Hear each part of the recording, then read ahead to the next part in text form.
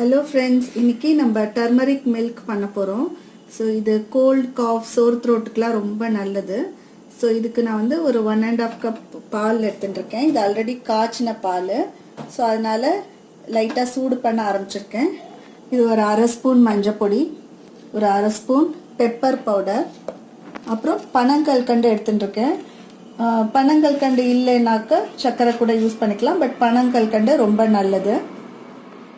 பண்ண ஆரம்பிச்சிட்டேன். இதில் மஞ்சள் பொடி, பெப்பர். ஏன் பெப்பர் போடுறோம்னாக்க இந்த மஞ்சள் பொடியில் உள்ள குர்குமின்கிற இன்க்ரீடியண்ட்டை வந்து பாடி அப்சர்வ் பண்ணுறதுக்கு பெப்பர் பவுடர் தான் ரொம்ப ஹெல்ப் ஆகுது. ஸோ பெப்பர் பவுடர் கண்டிப்பாக போடணும்.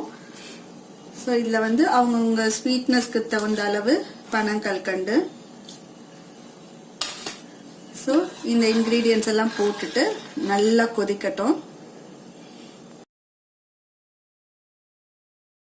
நான் ஸ்விட்ச் ஆஃப் பண்ணிடுறேன்.